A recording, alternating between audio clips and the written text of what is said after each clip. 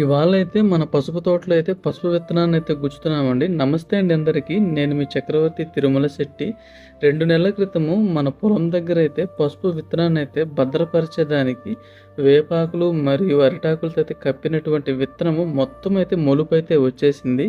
ఇలా మొలుపు వచ్చినటువంటి పసుపు విత్తనాన్నయితే మనమైతే ఇవాళ మన పొలంలో అయితే విత్తుతున్నాము. మనం వేస్తున్న ఈ పసుపు రకం వచ్చి సుగంధ రకము. ఇందులో కుర్కుమిన్ శాతము 4.5% వరకు హైయెస్ట్ అయితే ఉంటుంది.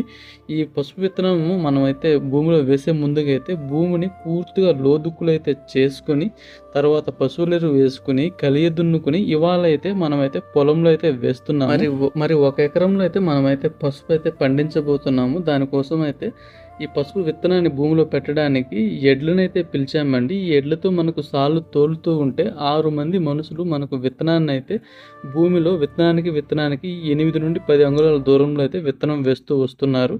మరి మొత్తము పొలమంతా ఇలా ఎడ్లతో అయితే మనం సాళ్ళు తోలుకుని విత్తనం పెట్టేసిన తర్వాత అయితే అదే ఎడ్లకి మనమైతే మడకనైతే తీసేసి దిండుదోలైతే ఈ విత్తనాన్ని అయితే కంప్లీట్‌గా పూర్తి చేసి డ్రిప్ ల్యాడర్ ద్వారా అయితే వాటర్ అయితే అందిస్తుంటామండి.